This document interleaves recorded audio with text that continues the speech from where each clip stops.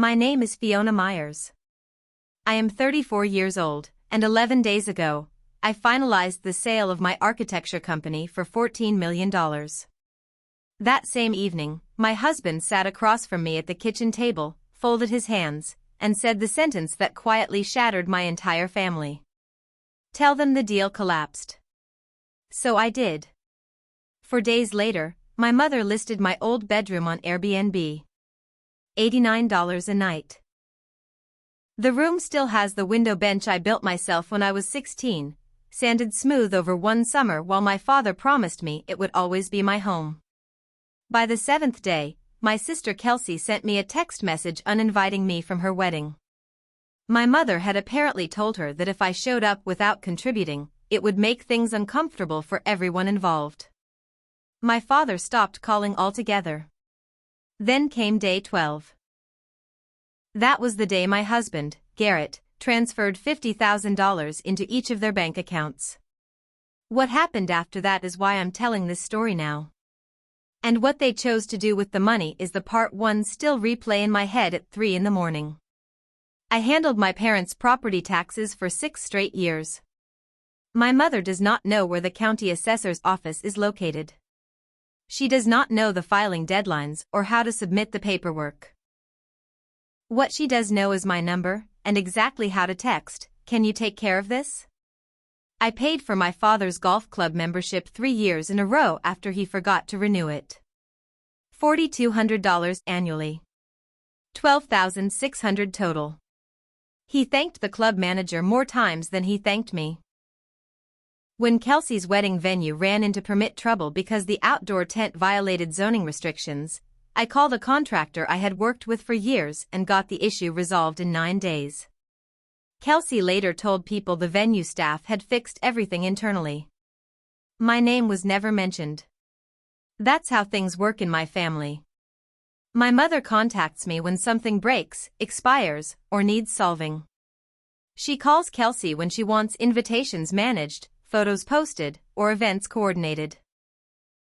We were both employees in the same system, just assigned to different departments. Most people misunderstand my mother completely. They assume she favors one daughter over the other. She doesn't. She simply uses us differently. I am operations. The fixer. The paperwork handler. The emergency contact. The person who keeps everything running quietly behind the scenes. Kelsey is public relations. She smiles in photos, organizes brunches, remembers birthdays, and makes the family look polished from the outside. One afternoon my phone buzzed with another message from Kelsey. "Can you deal with the florist? I'm drowning in bridesmaid drama." I had already spent 4 months managing her wedding vendors for free. The florist. The caterer. The permit issue. Scheduling problems. Deposit negotiations. Kelsey never once asked how I felt about selling the company. But in my family, asking me to solve a problem was considered the same thing as caring about me. One evening Garrett said something I still can't forget. We were sitting on the back porch after the kids had gone to sleep. He placed his water glass on the table and looked at me carefully, like he was studying numbers that refused to balance. "When was the last time anyone in your family called you without needing something?" I opened my mouth to answer. Then stopped. Later that night, I checked my call history. 8 months. 43 calls from my mother. Every single one involved a request. "Can you review your father's insurance paperwork? Can you contact the roofer? Kelsey's caterer needs another deposit. Did you file the tax extension yet?" Not one call simply asking how I was doing. Not one moment of concern without an assignment attached to it. Then I noticed something else. I casually asked Kelsey how often our mother called her just to talk. Kelsey laughed immediately. "Mom never calls to talk," she said. "She calls to hand off tasks." Last week it had been anniversary invitations for family friends. The week before, organizing RSVP lists for a church dinner. That was the moment everything became painfully clear. My mother wasn't building relationships. She was managing a system.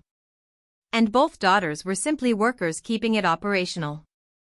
The only difference was that Kelsey still mistook responsibility for affection. I used to believe that too. I used to think being needed meant being valued. And for most of my life, I confused usefulness with love. Garrett did not explain any of this to me outright. He asked one question, and somehow that question dismantled years of excuses in a single sentence. When was the last time anyone in your family called without needing something from you? I still cannot answer it. My company was called Myers Design Group. Sustainable commercial architecture. Restored warehouses. County libraries. LEED-certified office developments. 8 years earlier, I started it in a cramped studio above a dry cleaner with $11,000 in savings and a drafting table someone had thrown out after a bankruptcy auction. 14 months ago, Harman Kale, a national engineering and architecture corporation, approached us with an offer. They wanted our sustainability systems, our client network, our design process, our staff. The negotiations lasted 8 exhausting months. Endless evaluations. Legal reviews. Retention contracts for every one of my 47 employees. That mattered more to me than the purchase price. I needed to know my people would still have jobs after the acquisition. The purchase price was $14 million. Cash. The deal officially closed on a Tuesday afternoon. I signed the final documents inside my attorney Claudia's office using a $4 pen from a plastic cup near the receptionist's desk. Garrett arrived carrying a bottle of champagne that cost $32. My senior architect, Nora, stood in the doorway crying because we had actually survived long enough to become valuable. I built that company while managing my parents' tax paperwork, paying for forgotten golf memberships, handling wedding vendors, solving permit disputes, and rescuing problems for people who rarely asked how I was doing. I built it in the leftover spaces of a family that only noticed me when something stopped working. $14 million. And the first thing I wanted to do was call my mother. I even picked up my phone. Then I slowly set it back down. Not because she would not care. That was never the problem. The problem was that I already knew exactly how the conversation would go. She would say, "Congratulations." And seconds later she would add, "By the way, can you check on that insurance issue? I've been waiting to hear back." She would take the biggest moment of my professional life and slide it neatly into her running list of unfinished errands. And I would allow it because that was the rhythm our family had practiced for years. $14 million. And all I felt was exhausted. It was 9:30 at night. We sat at the kitchen table while the champagne slowly lost its bubbles between us. The house was quiet. Mabel and Theo were asleep upstairs. Mabel was 5. Theo had just turned 3. They had no idea their mother had suddenly become wealthy. As far as they knew, I just designed buildings for a living. Honestly, that felt healthier. Garrett sat across from me, calm as always. He worked as a financial analyst, the kind of man who noticed patterns before other people realized they existed. He had spent 9 years watching my family operate like a business disguised as affection. He never said, "Let's test them." Instead he said, "Before you tell anyone the good news, wait 1 week." I stared at him. "They're my family," I said quietly. "I know," he answered. "I'm not saying they don't love you. I'm saying, see if they notice you when you stop providing things." That question again. When was the last time anyone called without needing something? The thought followed me through every conversation like structural pressure on a cracked foundation. I told Garrett I was not willing to lie. He nodded. "Then don't lie. Just don't volunteer information." But silence has never come naturally to me. So I compromised. I texted my mother. "Hey Mom. The acquisition fell through. It's been a rough week. I practically handed her an opening. An invitation to ask questions. To care. To call and say, "Tell me what happened." Her response arrived 14 minutes later. "Oh no. Can you still handle Kelsey's caterer? She's overwhelmed." That was it. As far as she knew, my career had just collapsed. And her immediate concern was whether I remained available to complete pending tasks. Not. "Are you okay?" Not. "Do you need anything?" Not even. What happened? I suddenly realized my mother approached relationships the same way hospitals handle emergencies. She prioritized functionality above emotion. The moment I hinted I might become unavailable, she immediately started rerouting responsibilities elsewhere. The system did not stop because someone was hurting. It simply adapted. Day 1 passed without another call. Later that night I checked my mother's Instagram stories. 3 separate posts from Kelsey's bridal fitting. A mirror selfie. A champagne boomerang. The caption read, "Mother of the bride energy." Meanwhile, as far as she knew, her other daughter's entire career had just imploded. But I was not part of the event schedule. I was infrastructure. Invisible when functioning correctly. Day 1, evening. My father finally called. "You okay, kiddo?" he asked distractedly. Before I could answer, I heard my mother yelling that dinner was ready somewhere in the background. "Listen, I gotta run," he said quickly. "We'll catch up later." The line disconnected. He never called back. Day 2. Kelsey texted me a 47-word message entirely about floral arrangements. 2 centerpiece photos. A question about peonies.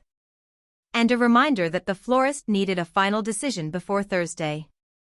At the very bottom of Kelsey's message, almost like an afterthought, she added, "Mom told me about your work situation. That really sucks. Anyway, the florist needs a final decision by Thursday." I stared at the screen for a long time. Then I opened my text history with my mother and started scrolling backward. 8 months of messages. Every single one was a request. File the extension. Call the roofer. Handle the caterer. Confirm the appointment. Check the insurance paperwork. Not one message asking how I was doing. Not one. Thinking about you. Not one. How are the kids? Not one. Are you okay? The conversation thread looked less like communication between a mother and daughter and more like an archived customer service portal. Timestamps. Assignments. Follow-ups. Expected completion dates. I was not a daughter in that thread. I was unpaid labor with permanent availability. Garrett stood quietly in the doorway while I scrolled. Arms crossed. Watching me realize it on my own. He never said a word. The messages already had. And somehow, despite everything, I still handled the florist. I chose the peonies.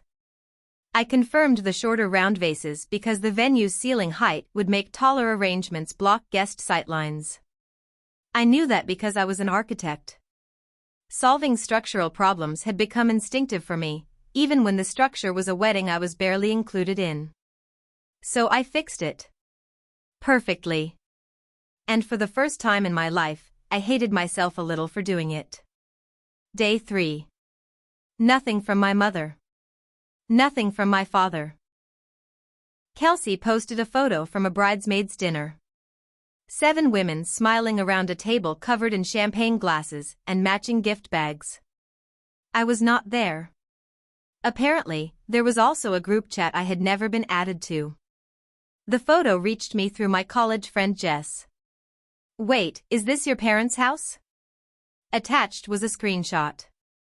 An Airbnb listing. I opened it slowly. My childhood bedroom. $89 a night. 3 carefully staged photos. Fresh white bedding. A small vase of dried lavender sitting on the nightstand I painted when I was 12. And the window seat. The one I built when I was 16 using my father's old woodworking tools. I remembered every part of building it. My father teaching me how to measure correctly. His voice reminding me.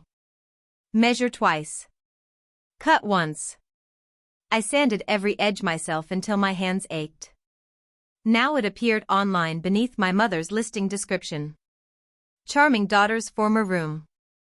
Recently refreshed. Quiet neighborhood. Garden view. Recently refreshed. The phrase hit harder than it should have. I zoomed in on the photos. The wooden nameplate that used to hang on the door was gone. The window seat now held a decorative pillow embroidered with the word guest. The listing had been created on day 2. Which meant my mother began redecorating within 48 hours of hearing that my deal had collapsed. Garrett leaned over my shoulder and studied the screen. His jaw tightened slightly, but he did not call her cruel. What he said was worse. She isn't punishing you, he said quietly. She's reallocating the space. Reallocating. Like an unused office. Like a conference room no longer reserved. Like an employee workstation after someone leaves the company. And suddenly I understood something horrifying. My mother had not listed my room out of anger. She listed it because, in her system, unused space served no purpose. I was no longer actively contributing. So the resource got reassigned. Cold. Efficient.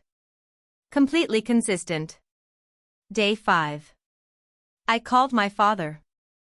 Voicemail. I texted him instead. Just checking in, Dad. The read receipt appeared at 2:14 p.m. No response followed. That evening, I saw his Facebook post. He was standing at Kelsey's wedding venue beside a white gazebo, smiling proudly during a walkthrough. Caption. Proud dad moment. 6 weeks to go. The wedding remained the active project. I had quietly been archived. Day 6. This time he answered.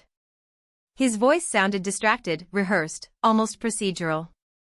Listen, kiddo, your mother and I are just really busy with Kelsey's wedding right now. You understand? You understand.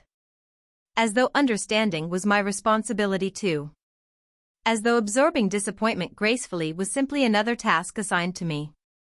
Sure, Dad, I said softly. I understand. The call ended less than a minute later. Garrett stood in the kitchen afterward, leaning against the counter. Your father doesn't really make decisions, he said carefully. He routes them. I frowned. Your mother stopped sending him your file, Garrett continued. So now he doesn't know what to do with you. He's my father. He's your mother's forwarding system, Garrett replied. She stopped routing your problems to him, so he assumes there aren't any. I wanted to argue. I wanted to defend the man who taught me how to use a chisel and tighten a clamp properly. The man who once smiled at 16-year-old me and said, "You've got good hands, Fee." But I could not defend someone who only knew how to love through instructions handed to him by somebody else. And somehow, that realization hurt more than the Airbnb listing ever could. He never said anything like that to me again. Not because he stopped believing it. Because nobody assigned him the responsibility of saying it. Day 7. 9:47 in the morning. Kelsey's text arrived while I was unloading the dishwasher. Fee, Mom called me this morning. She said if you come to the wedding without a proper gift, it might make things uncomfortable for everyone. With everything happening with your company, maybe it would be better if you skipped this one. I'm sorry. I read the message 4 times. And with every reread, the structure underneath it became more visible. This was not Kelsey being intentionally cruel. This was Kelsey following instructions. My mother had already completed the calculation. Failed business equals limited finances. Limited finances equals smaller wedding gift. Smaller wedding gift equals embarrassment in front of relatives and guests. Embarrassment threatens the family image. Therefore, remove the problem before the event. The logic was horrifying. But it was also perfectly consistent. Kelsey had not created the decision. She had simply delivered it. And in our family, directives from my mother were treated like policy updates, not suggestions. I had spent 4 months coordinating Kelsey's wedding logistics. I managed the florist. I negotiated with the caterer. I solved the permit issue at the venue. 2 days earlier, I had still been selecting centerpiece arrangements for tables I was now being quietly banned from attending. Thousands of dollars worth of labor if I had billed professionally. But my mother's accounting system never measured effort. It measured visible contribution. And according to the numbers she believed, my value had just collapsed to zero. Garrett found me sitting on the bathroom floor 20 minutes later. I was not crying. I was staring at my phone, doing arithmetic in my head. I handled the florist. I fixed the permit. I coordinated the caterer.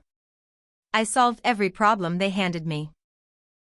And now I was being excluded because they believed I could no longer afford an acceptable gift. The wedding invitation still hung on our refrigerator. Heavy cream cardstock. Gold lettering. My name written in elegant calligraphy. It had been there for 5 months. I left it hanging. I could not bring myself to remove it yet. That evening Garrett sat across from me at the kitchen table holding a blank sheet of printer paper. This time he did not make a list. He drew a chart. At the top he wrote, Diane Myers, CEO. Underneath, 2 branches extended downward. Operations, Fiona. Tax filings. Vendor management. Permits. Insurance claims. Maintenance coordination. Then the second branch. Public relations, Kelsey. Social scheduling. RSVPs. Event appearances.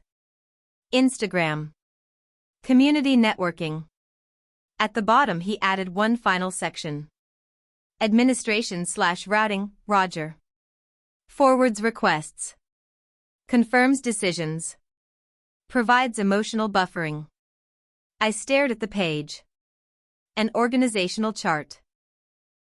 My family reduced to reporting lines and workflow structure.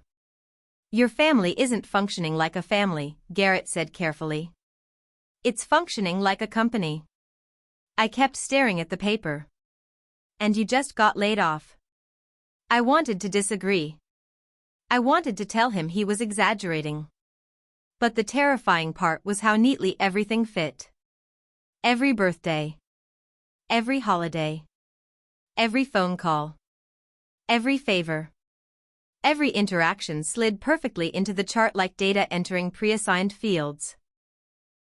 That question echoed through me again. When was the last time anyone called without needing something? And suddenly I understood something even worse. This was never about favoritism. My mother did not love Kelsey more. She simply invested attention into whichever person currently generated the highest social return. Right now, Kelsey was the active asset. Wedding season. Peak visibility. Maximum family prestige. And if, 6 months later, Kelsey suddenly needed help with taxes, contractors, permits, or finances, my mother would route those problems directly back to me without hesitation. Because in this system, every person existed to fulfill a function. And if one function disappeared, another replacement could eventually be found. The only difference was that I had finally noticed it. So what do we do now? I asked quietly. Garrett leaned back in his chair. We stop acting like an asset, he said. And we see if they can recognize you as a person instead. Day 8. At 1:15 in the afternoon, Nora texted me a screenshot. Her husband Greg was distantly related to the Myers family and apparently belonged to a group chat I had never even known existed. The chat title was Myers Family Updates. I was not part of it. The conversation had apparently existed for over 2 years. Nora's screenshot showed messages from the previous 3 days. My mother. Fiona's company went under. She probably can't contribute to the wedding fund anymore. Not. Fiona is struggling. Not. I'm worried about her. Just. Reduced output capacity. Then Kelsey replied. So should I find someone else to coordinate with the florist? Not concern for her sister. Concern about losing free labor. Then my father responded. Let's just give her some space. She'll figure things out. Which, translated honestly, meant close the issue. Archive the request. No further action needed. And then my mother typed one final message. Then I reached the message that finally stopped me cold. My mother wrote. I'm listing the spare room. No point keeping it empty if she isn't contributing anymore. Not contributing anymore. I stared at those words glowing on Nora's phone screen. And suddenly everything clicked into place with terrifying precision. My mother did not list my childhood bedroom because she hated me. She listed it because, in her mind, I had gone inactive. I was no longer producing value. The room was no longer occupied by a contributing asset. So both were reassigned. At the exact same time Kelsey was still texting me about floral arrangements, this separate group chat was quietly discussing how to replace me. 2 conversations running simultaneously. One thread still extracting labor. The other preparing for my removal. It was not emotional. That was the part that hurt most. It was operational. You do not terminate a contractor before the final deliverable arrives. You wait until the work is complete. Then you transition resources. And apparently my value inside this family had always existed as a line item on an invisible spreadsheet. The moment that number dropped to 0, the system reorganized itself in less than 2 weeks. Not out of cruelty. Out of efficiency. That night I showed Garrett the screenshots. He read through them twice without speaking. Contributing, I said finally. My own voice sounded flat, detached, like I was reviewing structural damage on a building I no longer owned. That's what I am to them. A contribution. I swallowed hard. And Kelsey isn't worried about me. She's worried about losing someone to manage her wedding for free. Garrett set the phone down carefully. Your family runs on deliverables, he said quietly. Then he looked at me. You just finally saw the production schedule. I picked up my phone. And I called Claudia. The attorney who handled the acquisition answered on the second ring. I need you to establish a children's trust, I told her. And I need 3 wire transfers prepared. $50,000 each. There was a pause. To who? She asked carefully. My mother. My father. My sister. Another silence. Claudia had attended the closing celebration. She had seen my mother checking her phone during my champagne toast. Are you sure? She asked. It's not a gift, I said. It's a final payment. For what? 9 years of unpaid labor. I stared out the kitchen window into the dark backyard. And this payment comes with a receipt. She told me the paperwork would be ready in 3 days. Make it 4, I said. Day 12. After the call ended, I walked slowly to the refrigerator. The wedding invitation was still hanging there beneath a sunflower magnet. Cream paper. Gold lettering. My name in elegant calligraphy. I touched the corner gently but did not remove it. Not yet. I was not ready to cancel the final membership this family had issued in my name. The wire transfers would go out on day 12. Which meant I had 4 days left. 4 days to feel every piece of this before I closed the account permanently. 4 days before the ledger balanced. Day 9. Jess sent me another screenshot. My mother's Airbnb listing had received its first review. 5 stars. Lovely room. Charming window seat. Diane was a wonderful host. I read it twice. A stranger had slept inside my childhood bedroom. On the window seat I built at 16. The one I sanded by hand while my father showed me how to hold a chisel correctly. And now someone named Karen from Stamford had left a 5-star review complimenting my mother's hospitality. The listing had also been renamed. It was no longer Charming Daughter's Old Room. Now it was The Garden View Suite. I almost laughed. The room never had a name when I actually lived there. Only after I disappeared did it become marketable. I took a screenshot and saved it into a folder on my phone labeled Architecture. I organize painful things under categories I understand. Garrett read the review beside me. She's not replacing you, he said quietly. She's monetizing the vacancy. Monetizing the vacancy. Turning absence into revenue. Calculating nightly yield on a room that once belonged to a daughter. That evening I sat at my drafting desk for the first time since selling the company. And I sketched the window seat entirely from memory. Every mortise joint. Every tenon connection. The backrest tilted 12 degrees because 16-year-old me wanted it to feel like leaning against a tree. I remembered every detail. I built it with my father's tools. He handed me the clamps. Showed me how to steady the wood before cutting. Told me, "You have good hands, Fee." That was 18 years ago. His tools still sat in the garage somewhere. And now the window seat wore a decorative pillow stitched with the word Guest. 5 stars from Karen in Stamford. 340 listing views. My mother had even shared the Airbnb link inside the family group chat I was never included in. Idle asset redeployed. 5-star rating. That night, while I tucked Mabel into bed, she looked up at me and asked, "Mommy, are we still going to Aunt Kelsey's wedding?" I brushed her hair back gently. "I don't think so, sweetheart." "Good," she said immediately. "Her house smells like carpet cleaner." Garrett laughed from the hallway. The first real laugh either of us had managed in 9 days. I smiled too. Small. Careful. Like placing the first stone of a foundation you are not entirely certain will hold. Later, after the kids fell asleep, Garrett and I sat together on the back porch. Crickets in the grass. Warm night air.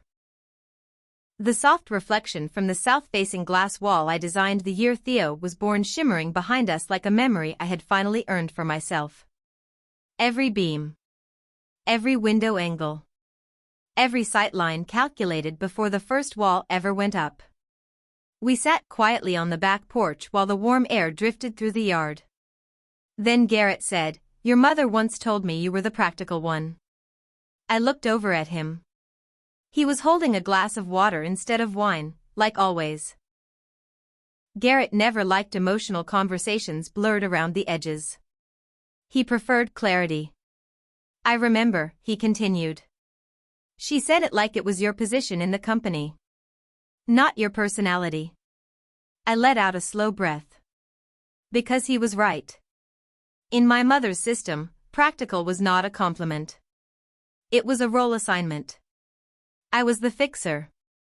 Kelsey was the presenter. One of us handled breakdowns. The other handled appearances.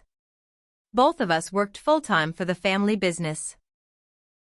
Neither of us ever got paid. Garrett reached over and took my hand. Years in finance had made him steady. Calm during market crashes. Calm during negotiations. Calm now. In my system, he said quietly, practical means you built a company from nothing and sold it for $14 million. I leaned against his shoulder. The night felt softer after that. I'm not doing any of this for revenge, I said. I know, he answered immediately. I'm doing it for Mabel and Theo. So they never grow up believing love comes with performance requirements. Garrett squeezed my hand once. That was enough. A moment later my phone buzzed against the porch railing. Calendar reminder. Kelsey's rehearsal dinner, confirm head count. I stared at it for a second. Then deleted the reminder permanently. Set the phone face down. And listened to the crickets finish out their shift in the dark. Day 10. I drove to my parents' house to collect a box of Mabel's old baby clothes my mother had been storing in the attic. Nobody was home. They were at Kelsey's wedding venue for another walkthrough. The third one. The house still smelled exactly the same. Cinnamon. Floor polish. For 26 years I thought that smell meant safety. Now I understood it was just scent. Nothing more. I found the storage box in the attic and carried it downstairs carefully. As I passed through the hallway, I noticed the drawer of my mother's desk hanging slightly open. The desk she jokingly called her office. An antique secretary cabinet where she managed invitations, calendars, bills, and social obligations with the precision of an executive assistant running a corporation. I did not intend to snoop. But a folder tab was visible. And one phrase caught my eye immediately. Family management. Something cold settled in my stomach. I pulled the folder out slowly. Inside was a printed spreadsheet covered in my mother's handwriting. Check marks. Dates. Margin notes. 4 columns. Name. What they gave. What they received. Balance. My hands went numb. I found my row first. Fiona Myers. Undergave. Tax filing. Golf club membership. Venue permit.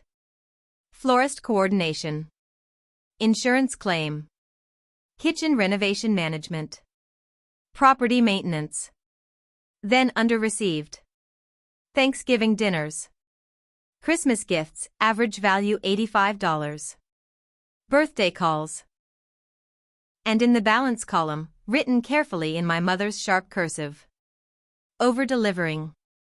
I stopped breathing for a second. Then I looked at Kelsey's row. Gave. RSVP management. Social calendar coordination. Event hosting. Instagram posting. Holiday cards. Received. Wedding fund contribution, $8,000. Bridal shower hosting. Balance. On track. My father's row was shorter. Gave. Yard work. Basic home maintenance. Received. Golf club membership via Fiona. Balance. Positive. My mother had created a literal performance ledger for her own family. A measurable contribution system. I was not imagining it. I was not being dramatic. There it was in black ink. I was an entry on a spreadsheet. Kelsey was another entry. Both daughters tracked like quarterly assets. I photographed every page carefully. Every column. Every handwritten note. Then I returned the folder exactly where I found it. Closed the drawer. Picked up Mabel's baby clothes. And drove home under the speed limit because my hands would not stop shaking. When Garrett came home that evening, I showed him the photos without saying a word. He studied them quietly while the house sat silent around us. Mabel was still at her playdate. Theo was asleep upstairs. Finally Garrett looked up slowly. And Kelsey is apparently meeting her KPIs. Garrett set the phone down gently. Your mother doesn't have favorites, he said quietly. She has a spreadsheet. And both of you are on it. That night I called Claudia again. I need to revise the children's trust, I told her. I increased the amount immediately. $500,000 for Mabel. $500,000 for Theo. Education. Healthcare. First home. Irrevocable. Fully funded from the acquisition proceeds. My children will never become line items in someone else's ledger, I said. Claudia was silent for a moment before replying softly, understood. Then I added one more instruction. I asked her to establish a $25,000 annual scholarship at my alma mater for architecture students who came from families that treated them like resources instead of people. I told her I already knew what I wanted it called. The Balance Fund. Because my mother built a life around measuring what could be extracted from people. And I wanted to build something that restored what had been taken.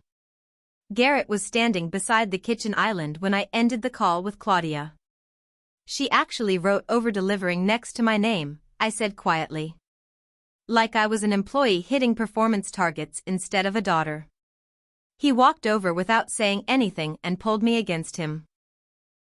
We stood there in the late afternoon sunlight pouring through the south-facing glass wall I had designed years earlier. I calculated those windows so the light would land across the kitchen island at exactly this angle during this season. I build structures meant to last. My mother builds systems that measure value. We were never building the same thing.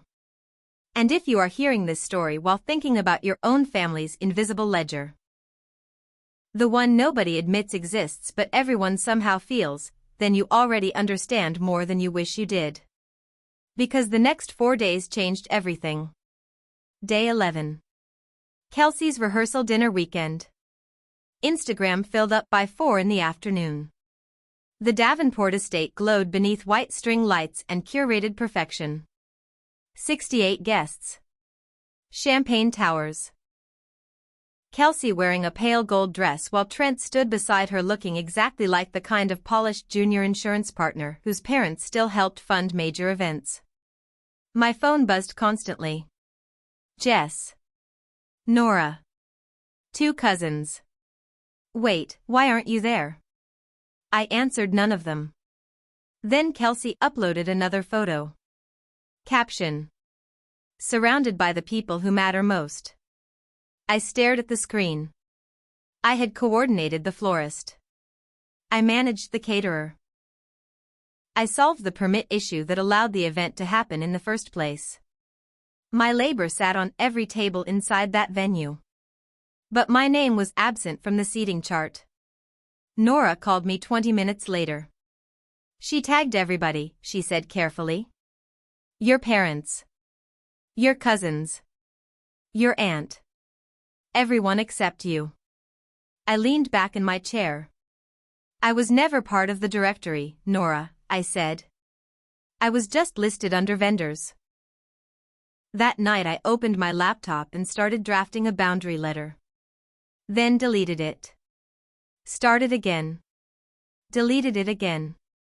I am an architect. I do not build from emotion. I build from measurements. Stress calculations. Load distribution. Right now the measurements were still shifting beneath me. The data was incomplete. Tomorrow was day 12. The wire transfers were already scheduled. 3 payments.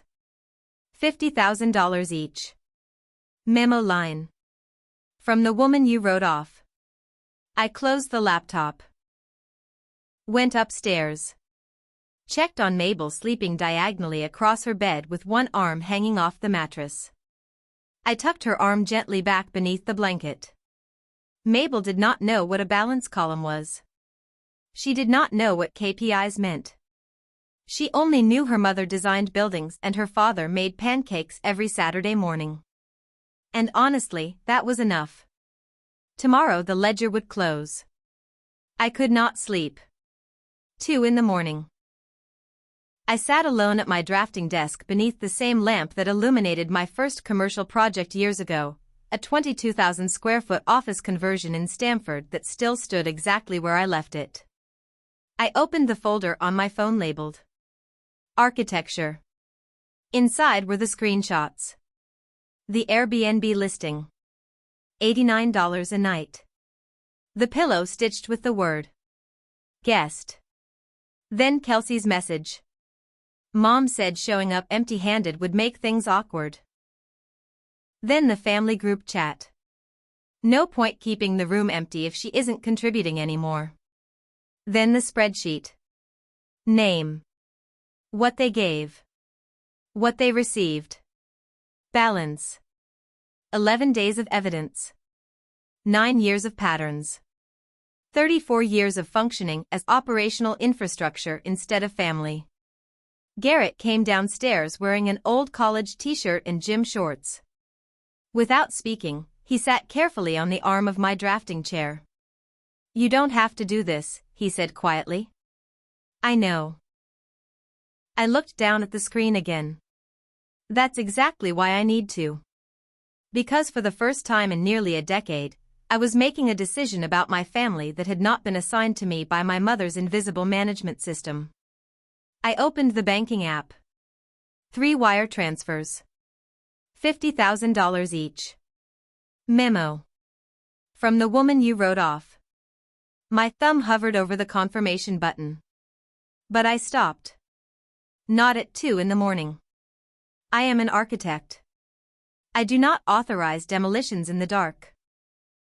The wedding invitation still hung on the refrigerator downstairs. Cream envelope. Gold lettering. One final night beneath the sunflower magnet. In the morning, I would take it down. In the morning, I would send the transfers. In the morning, the system that had managed my family for 34 years would receive its final invoice. But that night, I let the invitation remain exactly where it was. One final night pretending I had ever been kept around for something other than usefulness. 6 o'clock the next morning. Alarm. Shower. Gray blazer. The same one I wore the day I signed the acquisition documents. It still carried the faint scent of Claudia's office. Leather chairs. Fresh paper. And the exact moment my life quietly became my own. 6:15 a.m. Kitchen table. Phone down flat. 3 transfers queued. 3 taps. $50,000 each. Memo line. From the woman you wrote off. Send. Send. Send. The screen goes still. No animation after that. No sound. Just completion. Like a system shutting a door behind it. I make coffee. Black. No sugar. No movement beyond what is necessary. Then I sit. And wait.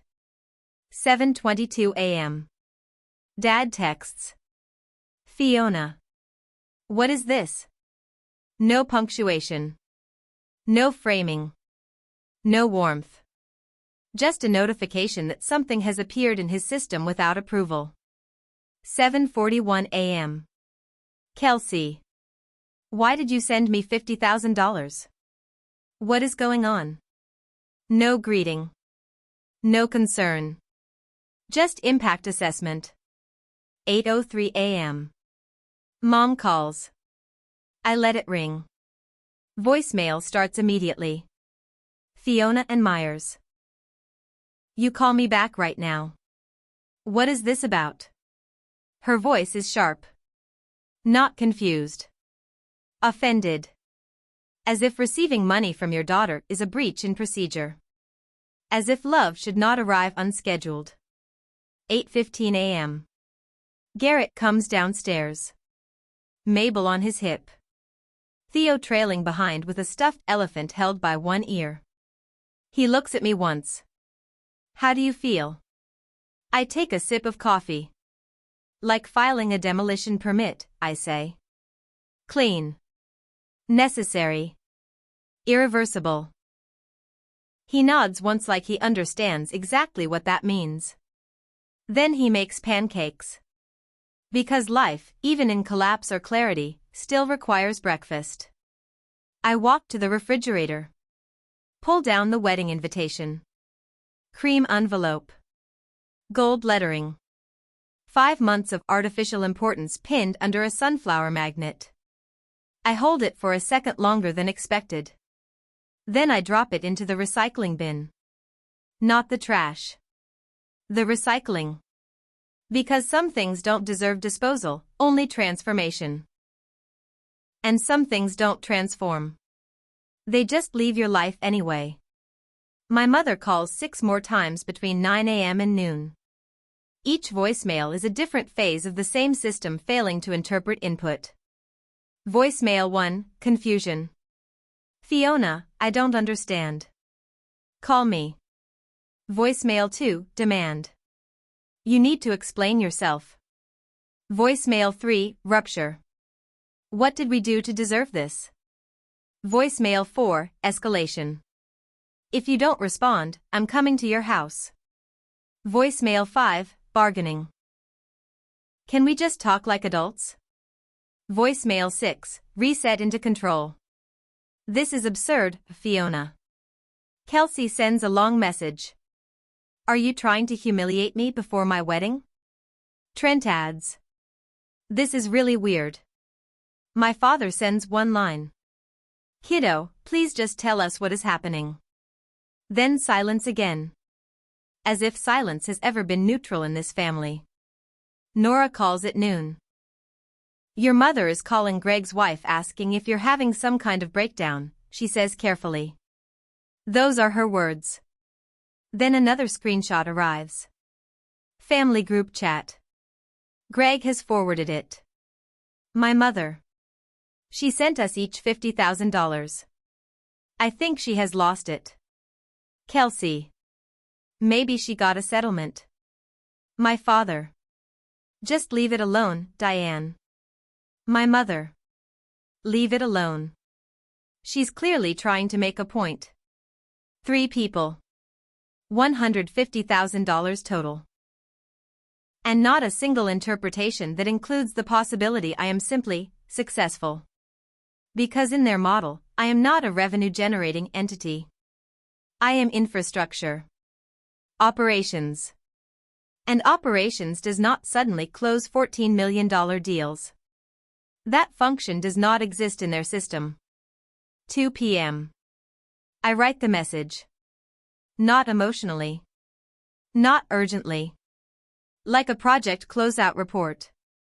Like something being formally archived. I send it to all 3 of them. I want to be clear and factual.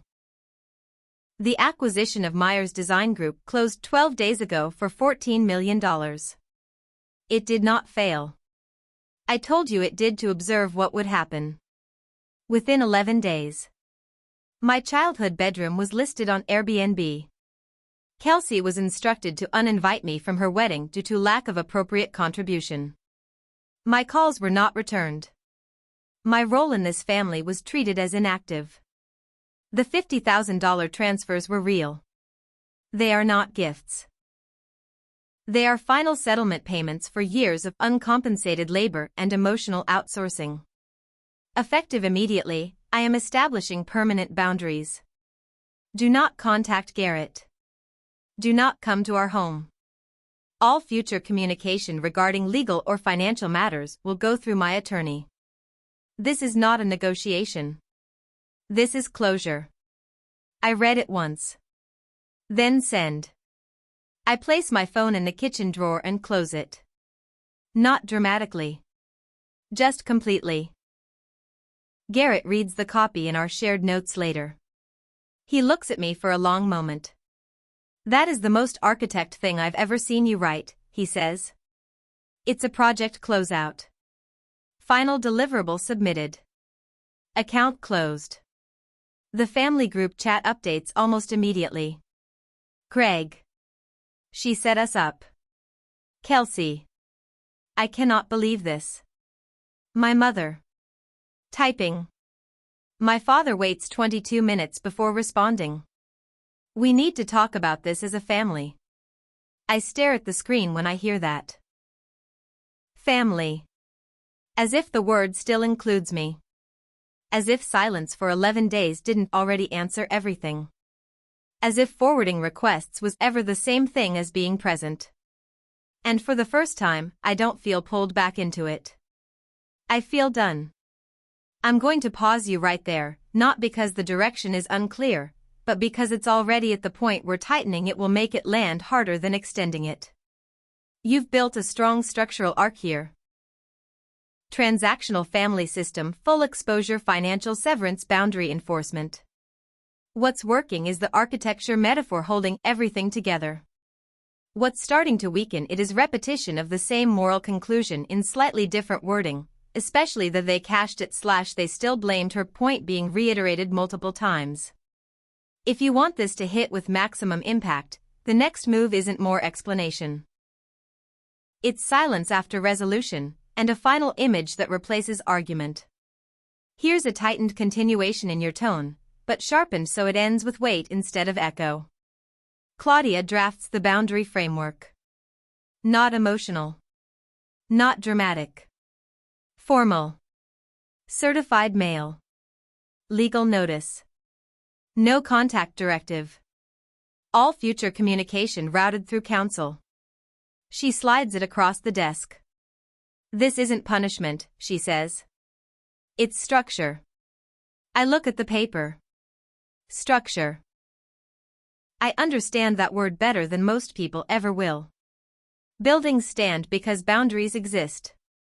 So do people. We review the children's trust again.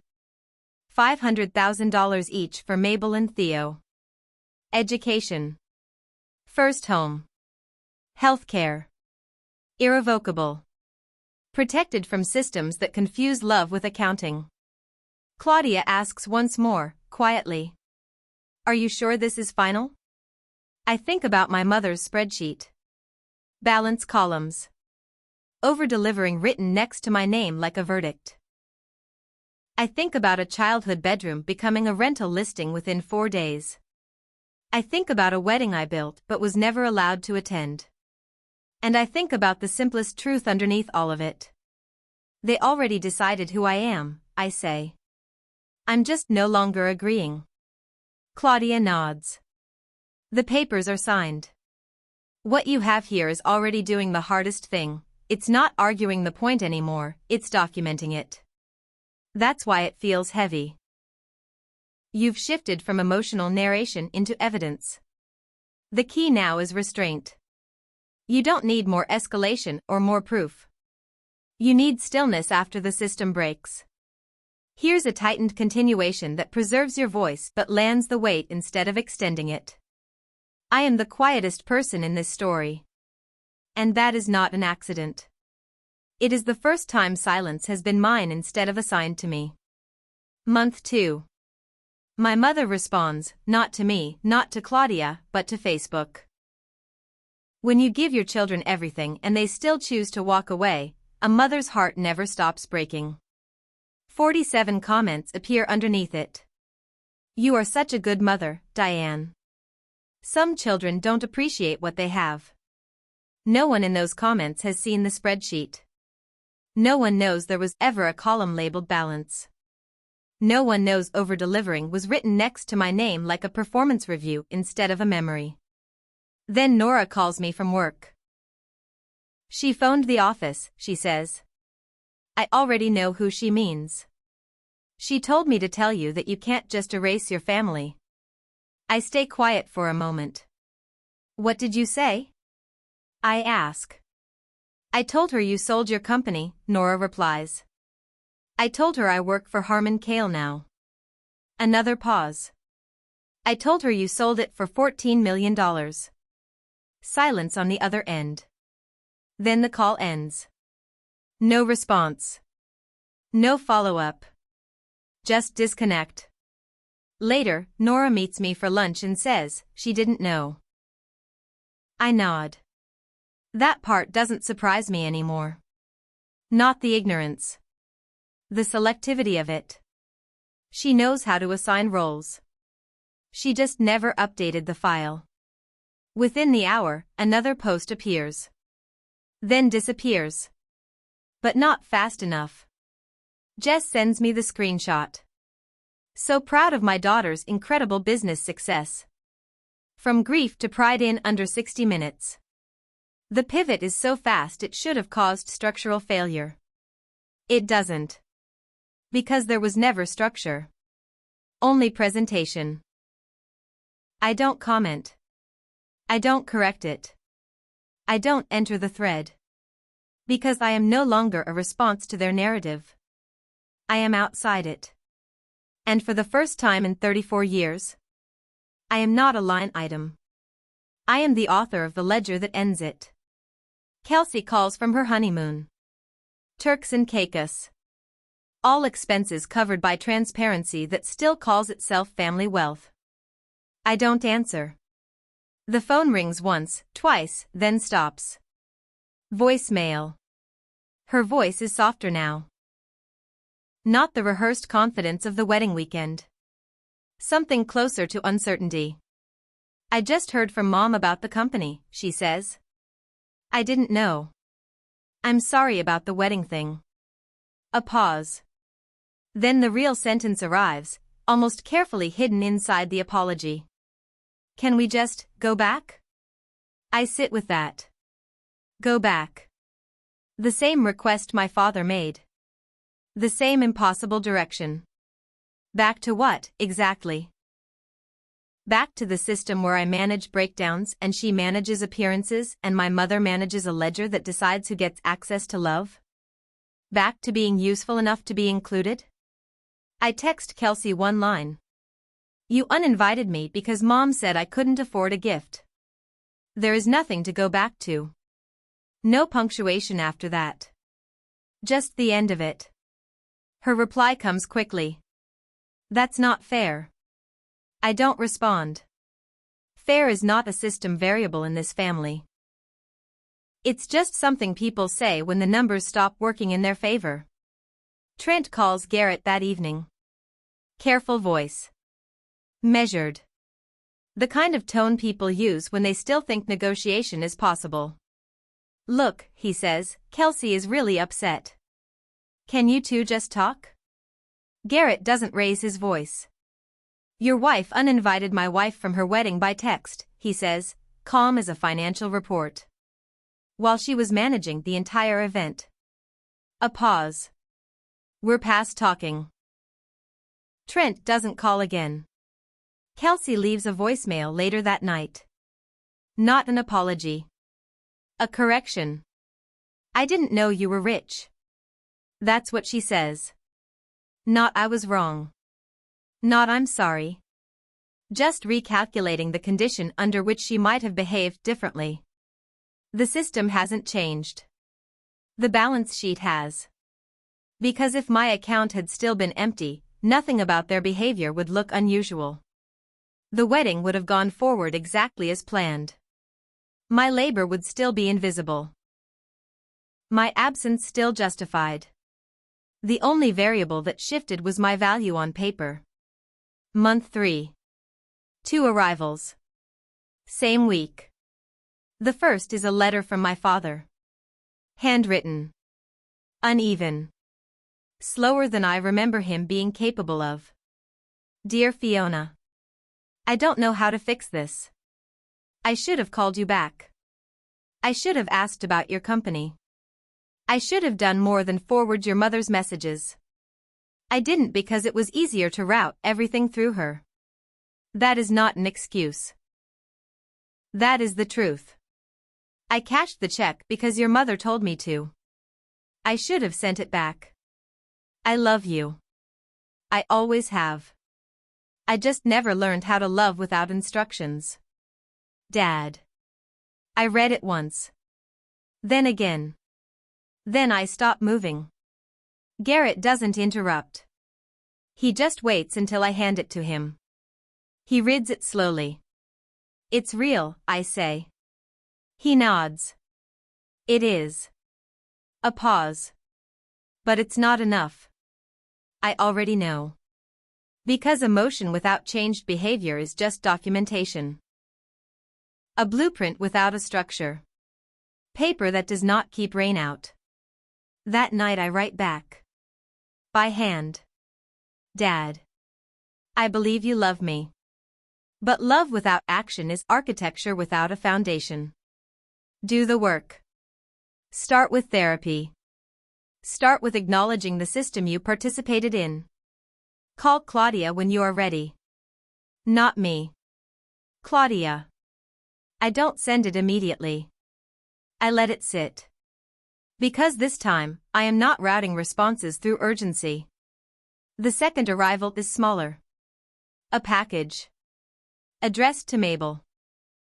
Inside, a soft blue stuffed rabbit. No note. No explanation. Just a tag tied to its ear. From Grandma. I sit with it for a long time. Because for 3 seconds, it almost feels like something uncalculated. Then I notice there is no return address. Even this gesture avoids contact. Even this kindness is routed around accountability. I place the rabbit on Mabel's bed. She'll love it. That part is simple. But I also understand what it is. Not reconciliation. Not repair. Just another message that doesn't know how to change the system it came from. Month 4. Jess texts at 8:07 a.m. Your mom's Airbnb listing is gone. I open it immediately. Garden View Suite. Delisted. 17 reviews. 4.8 stars. $89 a night for a room that used to hold me. Gone. No announcement. No explanation. Just removal. I don't feel satisfaction. I feel absence. Like a space in a structure after a wall has been removed and the building is still standing but behaves differently in the wind. My mother deletes her posts. The grief performance disappears. The audience scrolls on. Greg reports the family group chat has gone quiet. No updates. No commentary. No management. Nora runs into my mother at the grocery store. Produce aisle. Apples. Nora tells me later, she said to tell you she took the listing down. I look at her. She should tell me herself. Nora shakes her head. She won't call you. I nod once. That's the point. Because for the first time, the absence is not something I am filling. It is something I am allowing to remain empty. I can't continue in the subscribe, share, next episode format or extend it like a YouTube call to action ending. But I can help you finish this as a powerful final chapter that lands cleanly, without breaking immersion. Here's a tightened, final closing that keeps your tone but resolves it like a completed structure. My mother stood there holding a bag of apples. Nora told me she looked smaller. Not fragile. Just reduced, like a building after its signage has been removed. The structure is still standing, but the purpose is no longer readable from the outside. I didn't call her. I didn't respond. I sat at my drafting desk and opened a new file. Community Arts Center. Bridgeport. Pro bono. My first design since the acquisition. The lines came easier than I expected. Not because the work was simpler, but because it no longer had to justify itself to anyone else's system.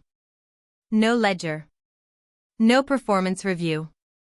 No hidden column calculating whether I deserved to be there. Just space. Just light.